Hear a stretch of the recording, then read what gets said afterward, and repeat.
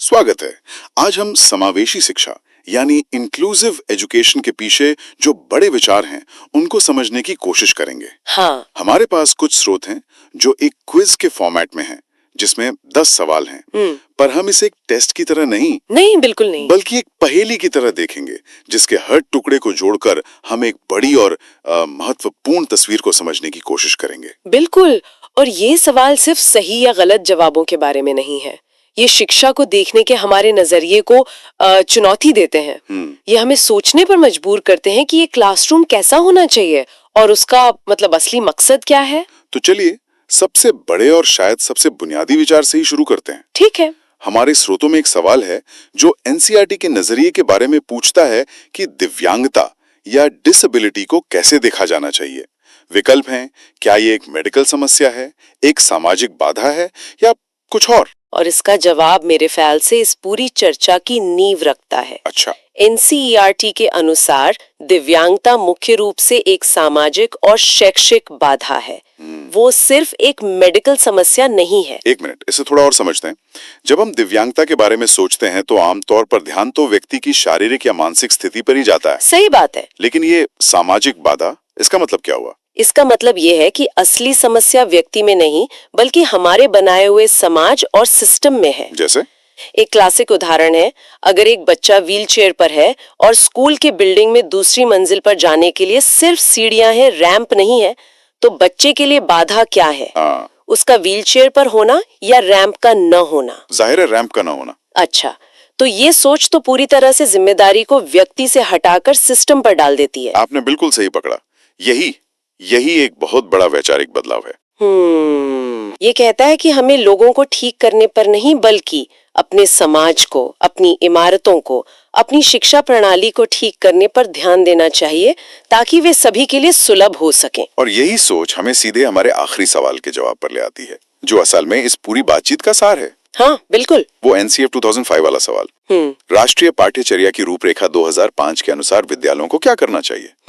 और इसका सही जवाब है व्यवस्था को बच्चों के अनुसार ढालना। बिल्कुल, ये दोनों विचार एक तरह से एक ही सिक्के के दो पहलू हैं।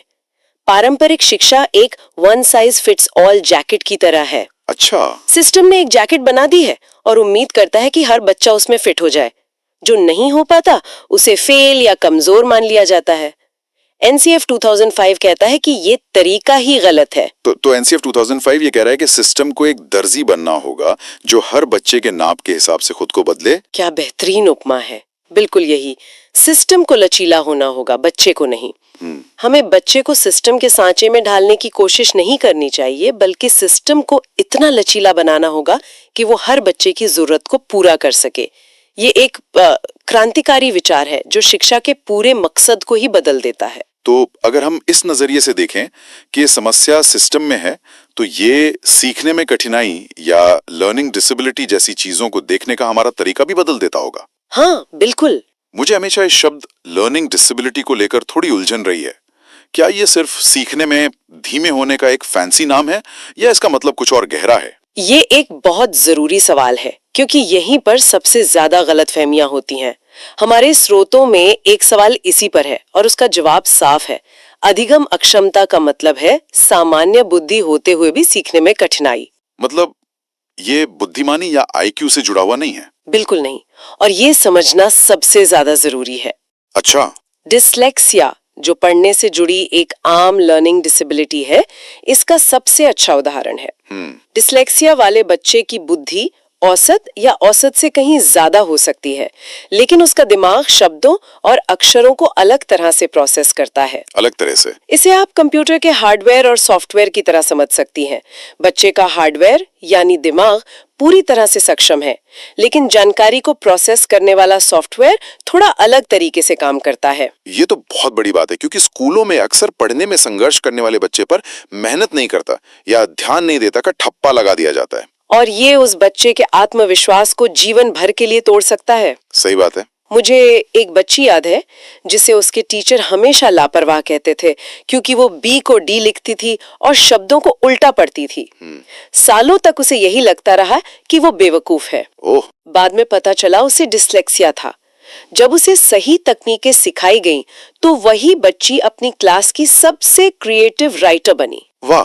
तो ये सिर्फ एक एकेडमिक बात नहीं है, ये किसी के भविष्य और आत्मसम्मान का सवाल है। तो अगर हम ये समझ गए हैं कि हर बच्चा अलग है और सिस्टम को लचीला होना चाहिए, तो फिर क्लासरूम में ये असल में दिखता कैसे है? मतलब एक शिक्षक 40-50 बच्चों की क्लास में इस दर्शन को लागू कैसे कर सकता है? हमारे स्रोतों में एक सवाल था कि सीखने में कठिनाई वाले बच्चों के लिए सबसे अच्छी रणनीति क्या है? हाँ, और उसका जवाब था बहुसंवेदी पद्धति या मल्टी सेंसरी अप्रोच। ये सुनने में बहुत टेक्निकल लगता है। पर इसका आइडिया बहुत सरल और सुंदर है। वो कैसे? ये इस विचार पर आधारित है कि हम सिर्फ अपनी आंखों और कानों से नहीं सीखते, हम अपने स्पर्श से, अपनी गति से, हर इंद्रिय से सीखते हैं। अच्छा, पारंपरिक क्लासरूम ज्यादातर सुनने मतलब लेक्चर और देखने मतलब ब्लैक बोर्ड पर जोर देता है। मल्टी सेंसरी अप्रोच कहता है कि सीखने में ज्यादा से ज्यादा इंद्रियों को शामिल करो। कोई उदाहरण दे सकते हैं? जरूर। मान लीजिए आप बच्चे को क अक्षर सिखा रहे हैं। ठीक है। सिर्फ बोर्ड पर लिखने के बजाय आप बच्चे से उसे हवा में अपनी उंगली से बनाने को कह सकते हैं। अच्छा, हवा में? उसे रेत की ट्रे पर लिखने को कह सकते हैं या क्ले से उसका आकार बनाने को कह सकते हैं।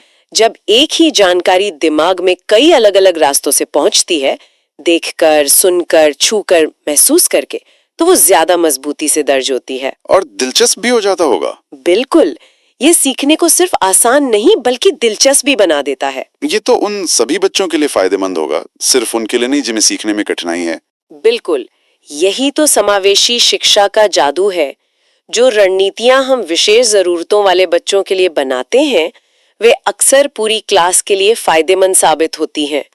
यह नाव में एक छेद को ठीक करने जैसा है, इससे सभी यात्रियों को फायदा होता है। इसी तरह एक और बहुत ही व्यवहारिक सवाल था, श्रवण बाधित या हियरिंग इम्पेयर्ड बच्चे को कक्षा में कहाँ बैठाया जाना चाहिए? हाँ। जवाब था आगे की पंक्ति में। हाँ। ये भी एक छोटा लेकिन बहुत असरदार बदलाव लगता है। हाँ, क्योंकि समावेशन का मतलब हमेशा बड़े महंगे बदलाव करना नहीं होता। कभी कभी सबसे ज्यादा असरदार समाधान सबसे सरल होते हैं। सही है। आगे बैठने से बच्चे को दो बड़े फायदे होते हैं। एक तो आवाज साफ सुनाई देती है, दूसरा जो शायद ज्यादा जरूरी है, वो शिक्षक के होठों को पढ़कर मतलब लिप रीडिंग और उनके चेहरे के हाव भाव को देखकर भी समझ सकता है। अच्छा, लिप रीडिंग? हाँ, संवाद का एक बहुत बड़ा हिस्सा गैर मौखिक होता है और ये उस तक पहुंचने में मदद करता है। ठीक है, तो हमने सिखाने के तरीके और क्लास में बैठने की व्यवस्था पर बात की, लेकिन फिर आता है मूल्यांकन या असेसमेंट का सवाल। बहुत महत्वपूर्ण।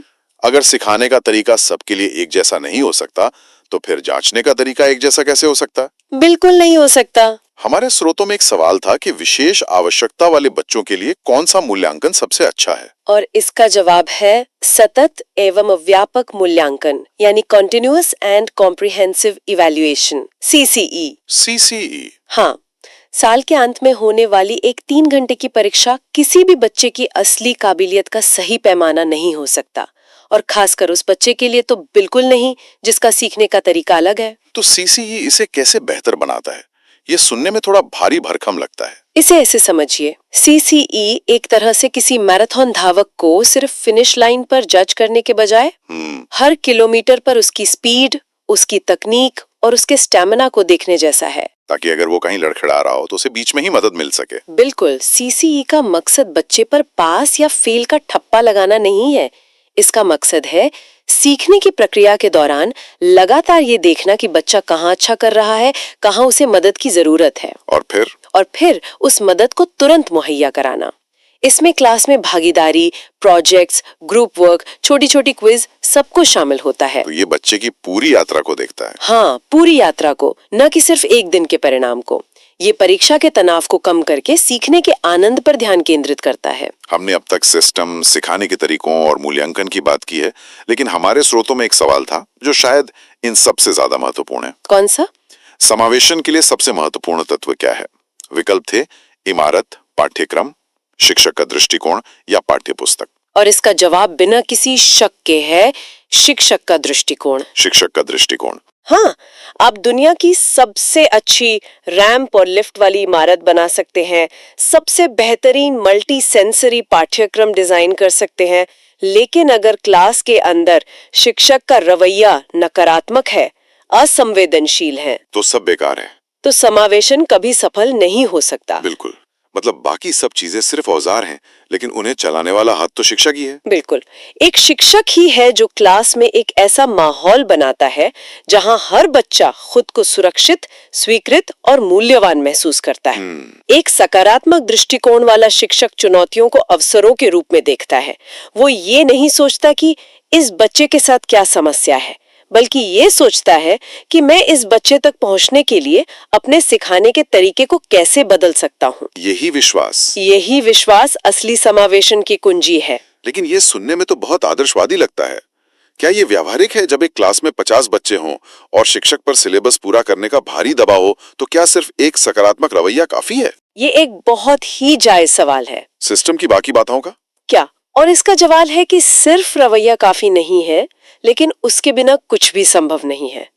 शिक्षक को समर्थन की जरूरत है, बेहतर ट्रेनिंग, क्लास में कम बच्चे और प्रशासनिक दबाव से आजादी। लेकिन इन सब के बावजूद बदलाव की शुरुआत शिक्षक के विश्वास से ही होती है। अच्छा, जब एक शिक्षक ठान लेता है कि उसे हर बच्चे को सिखाना है, तो वो रास्ते खोज ही लेता है। इसी रवैये ने तो ब्रेल लिपि जैसे चमत्कारों को जन्म दिया। हमारे स्रोतों में एक सीधा सवाल था कि ब्रेल का प्रयोग किसके लिए होता है? हाँ, दृष्टिबाधित व्यक्तियों के लिए। सही, लेकिन ब्रेल सिर्फ उभरे हुए बिंदुओं की एक प्रणाली नहीं है। तो फिर?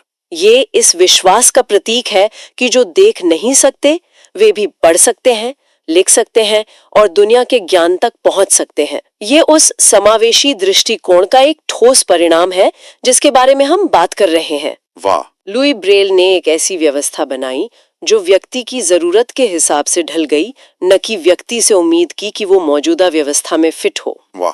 तो आपने सभी बिंदुओं को एक साथ जोड़ दिया। ये सब घूम फिर कर उसी एक मूल विचार पर वापस आ जाता है जिससे हमने शुरुआत की थी, व्यवस्था को बच्चे के अनुसार ढालना। बिल्कुल, इन 10 सवालों के माध्यम से हमने जो यात्रा की है वो हमें यही दिखाती है, दिव्यांगता एक सामाजिक बाधा है, इसलिए हमें समाज को बदलना होगा। हर बच्चा अलग तरीके से सीखता है, इसलिए हमें सिखाने के तरीके बदलने होंगे। सही। एक परीक्षा सब कुछ नहीं बता सकती, इसलिए हमें मूल्यांकन के तरीके बदलने होंगे। और इन सभी बदलावों के केंद्र में एक संवेदनशील और सकारात्मक दृष्टिकोण वाला शिक्षक है जो हर बच्चे की क्षमता में विश्वास करता है। तो कुल मिलाकर ये सिर्फ एकेडमिक सवाल जवाब नहीं है, ये एक ज्यादा न्याय संगत और असरदार शिक्षा प्रणाली बनाने के मार्गदर्शक सिद्धांत है। हाँ, दिखाना हमारी जिम्मेदारी है। यही समावेशी शिक्षा का दिल है। इस पूरी चर्चा के बाद एक सवाल मेरे दिमाग में घूम रहा है। अगर सिद्धांत ये है कि व्यवस्था को व्यक्ति के अनुसार ढलना चाहिए, तो ये सिर्फ स्कूलों तक ही सीमित क्यों रहे? सोचने वाली बात है। हम अपने स्कूलों और कॉलेजों से परे, अपने दफ्तरों में, अपने आस पड़ोस में ऐसा कौन सा एक छोटा व्यवहारिक बदलाव ला सकते हैं जो चीजों को थोड़ा और समावेशी बना सके? सही। ये सिर्फ रैंप बनाने या बड़ी इमारतों के बारे में नहीं है, बल्कि हमारी रोजमर्रा की बातचीत और व्यवहार के बारे में है। सोचने वाली बात है।